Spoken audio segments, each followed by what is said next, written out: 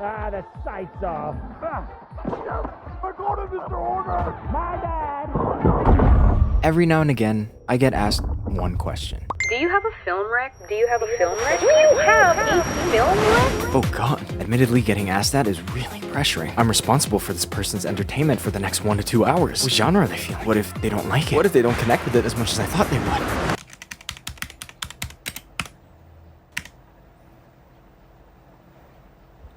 You literally can't go wrong.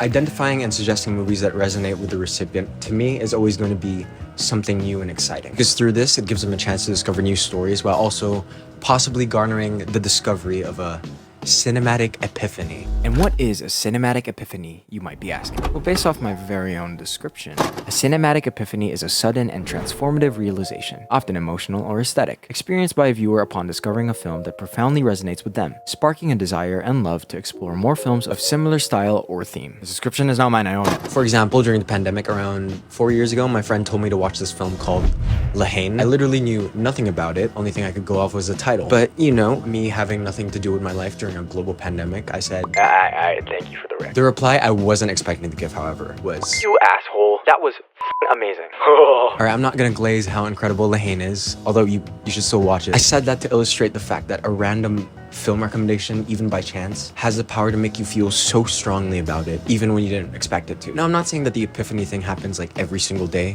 or after every single recommendation, but a good film recommendation is still a good film recommendation. You know, they're not like my absolute favorite movies in the world, but some of the films that have been recommended to me are still some that I absolutely love and appreciate to this very day. And it was all because someone told me to just take a few hours of my day and experience something. I'm headed out in like a couple of hours, so I'll see you guys then.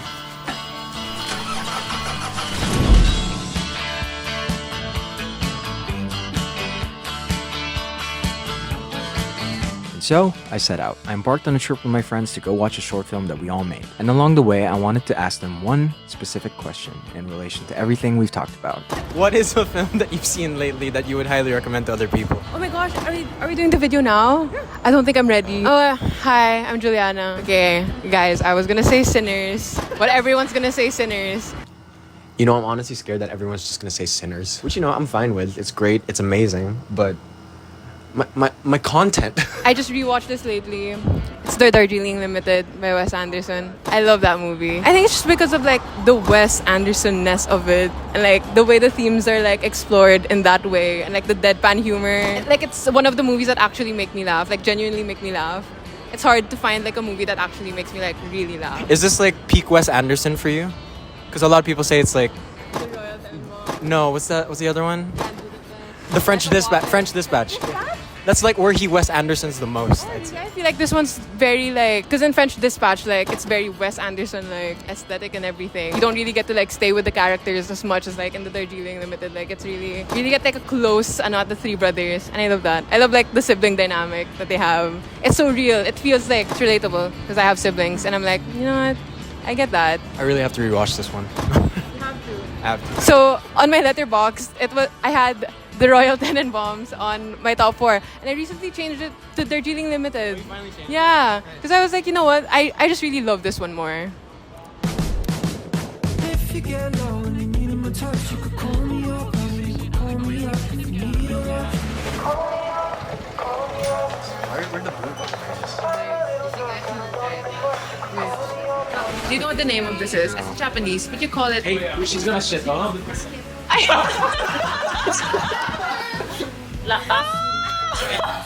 I'll do it like super quick. So, wait, no, After watching the short film that we made, we celebrated. A little too much.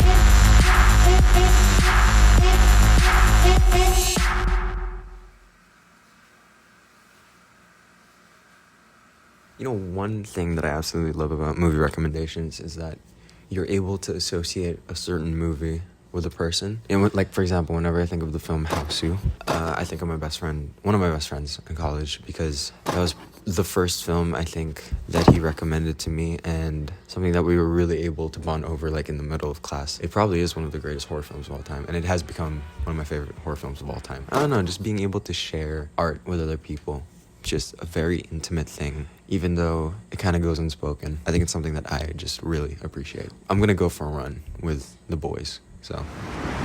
Guys, this is a terrible idea.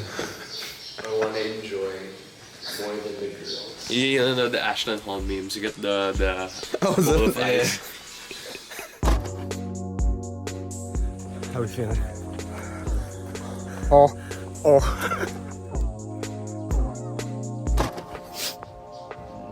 Could you please introduce yourself? Hello, mates. I'm Jav from Australia. I moved in from Britain.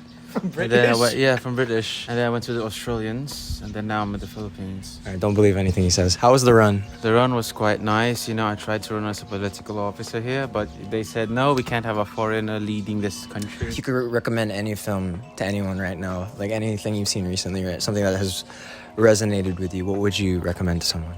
I would say Surf's Up. Right, so as a kid, you're just watching it, it's just penguin surfing. And then now, watching it again in full, it was just someone trying to make something of themselves out there, you know? And it's resonating with me because I'm about to finish my college journey, I'm about to graduate. Right. And there's so much pressure that you have to be this type of person. Cody saying, let me be me. Oh, fuck. Cody saying, let me be me. I mean, it's all cheesy, but then you realize, as a creative, the people who see something in you, they will go to you. And they will get you as the creative person. But for like even an animated film, I feel like it's so ahead of its time. Like the fact that someone thought like, let's make a penguin movie documentary style. But like that era of animated films where everyone was just like a penguin. Yes. It's a mix of, like, okay, let's make it appealing to the kids. And then it somehow appeals to the adults, but not because there's like dirty jokes here and there. It's because it's something that's real. Yeah. The wind Like- chimes. They say the movies that you watch never change growing up. It's you, and it's. I see it now. That was when, what came out? What shit? When movie? Ratatouille came out. Ratatouille came out. That's when Sharknado came out. No, not at all. Sharknado came out like 2013, right? Yeah. And you got Surf's Up. You look at the water animation, amazing. There's also grain in that movie. Did you notice that? Like they added grain in that. If I was gonna make a 3D before, and then I was trying to make it really realistic, but then I really can't. So let me just put grain. That's what I do. What everyone does. That's what everyone does. Shit, it's unfocused. Grain. I can't believe you stuck with the accent throughout the whole thing. I know. No one's gonna take you seriously. No! Yes! Avengers? Hello, what's your name? Hi, I'm Lizzie. Lovely. What's a film you've seen lately that you would highly recommend to other people? I saw Jennifer's Body. I rewatched Jennifer's Body because I watched it as a kid, like back like 2000s. Yeah. Wow. Well, 2000. It came out like 2009. Nine. It came out 2009. So like, I had the physical copy. Wow. I had the physical copy, and then I don't know, something about having a best friend resonated with me, and like. You know, the whole Jennifer's Body plot is like these two girls, but one is like mean and the other one's like a very neat, like, you know, meek person. So, I don't know. That resonated with you? That resonated with me. Are you the mean girl? No. I'm the shy person. Okay. So that's how you still feel about the film now? That was before. I think more so now that I really like the acting, and like I appreciate it more for what it is as a media. Like it has a lot of cancelable things. Yeah. You know, it's a whole she's a succubus type thing, like very literal. Like she's a man eater. Yeah. Like, but then she was also just really an insecure girl. She was like throughout the whole film you don't see her father. You only see her mother like once.